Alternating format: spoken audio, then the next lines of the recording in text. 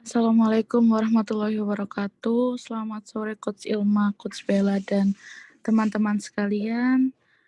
Kami dari kelompok 4 akan mempresentasikan hasil proyek akhir kami dengan judul Perbandingan Arima dan Long Short Term Memory dalam Peramalan Harga Saham Antam. Berikut nama anggota kelompok 4 beserta job desk-nya Coach.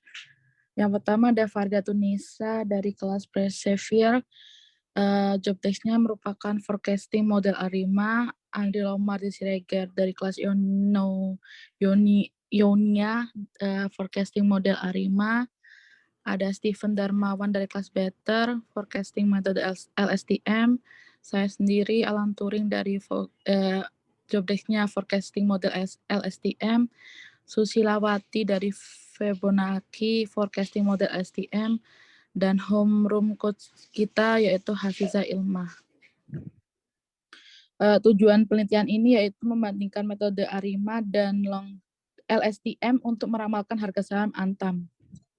Selanjutnya. Baik, selanjutnya akan saya coba paparkan di bagian studi literatur, yaitu karena kita menggunakan Arima sama LSTM. Di bagian ini akan ada Arima, yang dimana Arima adalah salah satu model time series yang terdiri dari autoregressive ataupun AR, integration ataupun I, dan moving average atau MA. Nah, secara umum model Arima itu ada P, D, dan Q.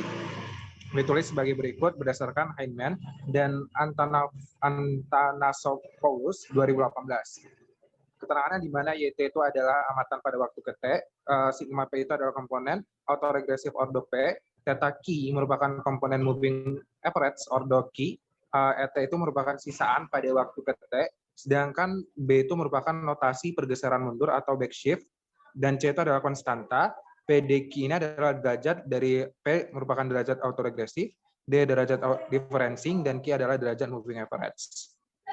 Boleh di next. LSTM merupakan diperkenalkan oleh Hoskelter dan Schimmelbusch pada tahun 1997. Menurut Julian dan pribadi tahun 2021, LSTM merupakan algoritma yang dikembangkan berdasarkan algoritma RNN sebagai solusi dari masalah vanishing gradient menggunakan mekanisme gate. Mekanisme gate sendiri merupakan fungsi aktivasi sigmoid dan tan. Pada gambar di samping menunjukkan bahwa setiap garis membawa seluruh vektor dari output satu simpul atau node ke input yang lain. Lingkaran merah muda tersebut mewakili operasi elemen seperti penambahan atau perkalian elemen vektor. Sedangkan untuk kotak yang kuning adalah lapisan jaringan saraf, biasanya mengandung parameter dan bias yang bisa belajar. Dua garis yang bergabung, yang di tengah itu menandakan penggabungan dua matrik atau vektor, sementara garis berpisah menandakan kontennya disalin dan salinannya pergi ke simpul yang berbeda. Next. Jadi dataset yang kita gunakan itu seperti yang tadi udah ada di tema dan judulnya. Jadi kita pakai dataset Antam. Jadi datasetnya ini berdurasi 5 tahun, dimulai dari 1 Januari 2017 sampai 18 Mei 2022. Jadi untuk prosedur analisisnya ada di sini. Pertama kita lakukan eksplorasi data dulu, lalu kita lakukan pembagian data. Pembagian datanya ini 70% data training dan 30% data testing. Lalu baru kita lakukan pembuatan model Arima, LSTM, lalu evaluasi metodenya. Baik, kalau misalkan untuk Arima itu sendiri, kita cek kestasionerannya dulu, kestasioner lagamnya. Apabila kestasioner lagamnya itu stasioner, maka kita akan berlanjut ke kestasioner rataan. Dan apabila lagamnya itu tidak stasioner, maka kita melakukan transformasi, yaitu transformasi box plots. Nah, ketika sudah kita dapatkan rataan itu sudah stasioner, baru data yang sudah terstasioner itu akan diidentifikasikan model, kemudian akan dilakukan pendugaan parameter, diagnostik model, dan juga hingga akhirnya nanti forecasting ataupun peramalan. Nah, akan tetapi kalau misalkan kestasioner rataan itu tidak stasioner, kita harus melakukan differencing ataupun pembedaan, yang dimana differencing ini bisa membuat rataan itu menjadi stasioner. Kemudian nanti kalau misalnya kita udah referencing, maka datanya sudah stasioner, kita bisa melakukan identifikasi model, pendugaan parameter, diagnostik model, dan juga forecasting.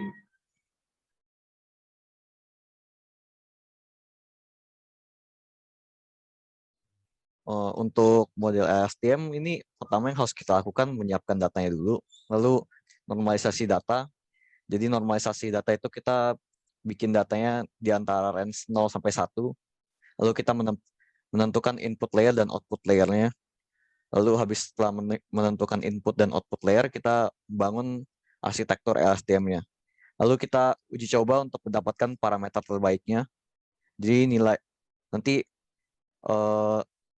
kita dapatkan nilai MSI-nya yang paling rendah itu berarti arsitektur yang terbaik.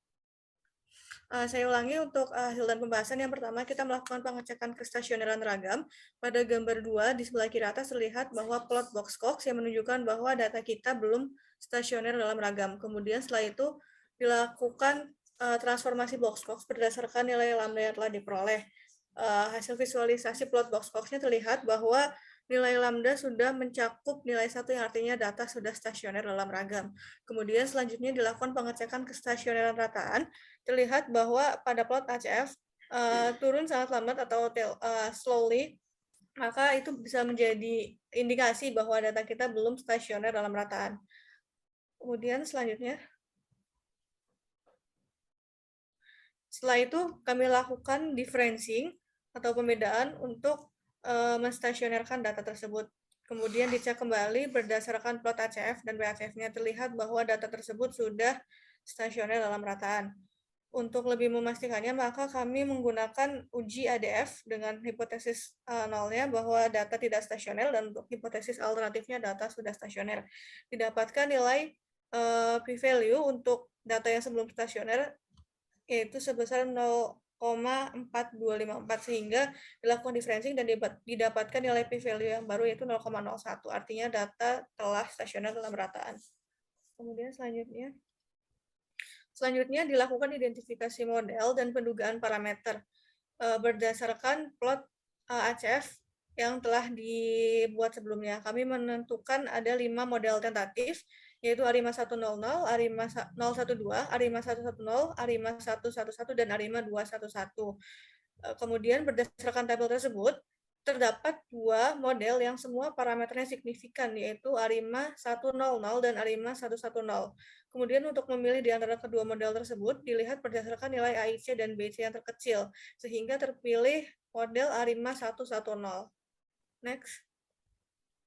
Kemudian dilakukan diagnostik model. Yang pertama, uji kebebasan sisaan menggunakan uji L-Jungbox. Didapatkan nilai p-value 0,946 yang artinya sudah tidak terdapat autokorelasi pada sisaan. Kemudian yang kedua, dilakukan uji kenormalan sisaan. Berikut plot dari normal QQ-nya. Terlihat bahwa data belum normal ya. Kemudian next. Untuk uji formalnya, juga terbukti bahwa nilai p-value yang sangat kecil sehingga sisaan memang tidak ada distribusi normal. Namun, berdasarkan teorema central limit pusat, ketika jumlah sampel lebih besar atau sama dengan 30, maka kita bisa menoleransi asumsi kenormalan sisaan tersebut. Sehingga untuk asumsi kenormalan sisaan pada data ini tidak dipermasalahkan lebih jauh karena jumlah data kita juga cukup banyak, kurang lebih 1964 observasi. Kemudian untuk yang selanjutnya itu pengecekan apakah sisaan menyebar di sekitar 0. Dilakukan menggunakan uji t-test, didapatkan p-value sebesar 0,7883 yang artinya sisaan sudah menyebar di sekitar 0. Next. Selanjutnya dilakukan overfitting, yaitu dengan menaikkan ordo P maupun ordo Q pada model tentatif yang telah dibuat. Di sini ada ARIMA 210 dan ARIMA 111. Dari kedua model tersebut terlihat bahwa tidak ada yang semua parameternya signifikan, sehingga model ARIMA yang terpilih adalah model tentatif awal, yaitu model ARIMA 110. Oke, sekarang saya akan menjelaskan mengenai hasil dan pembahasan tentang LSTM. Dalam melakukan analisis LSTM dilakukan pertama kali normalisasi dataset. untuk meminimalisir error dengan mengubah data aktual menjadi nilai dengan rank interval 0,1. Teknik normalisasi yang digunakan yakni min-max scaling. Data yang akan dinormalisasikan adalah data closing price saham, di mana nilai scaling-nya didapatkan dengan cara mengurangkan nilai closing price saham data ke T dengan closing price saham paling rendah. Lalu hasilnya akan dibagi dengan hasil nilai closing price saham paling tinggi dikurangi closing price saham paling rendah. Hasil scaling-nya dapat dilihat berdasarkan gambar 6. Dengan kolom baru yaitu scaled. Di sini dapat dilihat, di sini dapat dilihat pada data closing harga saham pada data pertama harga saham close 800 dengan 855 didapatkan hasil scalingnya 0,665450. Seterusnya dapat dilihat berdasarkan gambar 6. Oke, next. Kemudian menentukan input dan output layer. Pada tahap ini kita akan membuat fungsi sliding windows dengan input data bertipe data NumPy array. Dengan window size di mana nilai window size akan menjadi input layer dan nilai closing price saham pada periode ke T akan menjadi output layer. Pada penerapan window size, kita dapat menentukan nilainya berapa saja. Di sini kita hanya menggunakan window size dengan nilai 30 atau sama dengan 30 hari. Dan akan kita terapkan pada data trend dan tes yang telah di-scaling. Next. Kemudian kita akan melakukan percobaan data training dengan jumlah neuron 16, 32, 64, dan 128. Di mana epoch yang digunakan adalah 50 dan dropout yang digunakan adalah 0,1 dan 0,2. Di sini di tabel LSTM tersebut dapat dilihat hasil nilai error terbaiknya didapatkan pada jumlah neuron 16 dengan epoch 50 dan dropout 0,1 dengan jumlah nilai MSI dengan nilai MSE-nya yaitu 0,001069. Oke.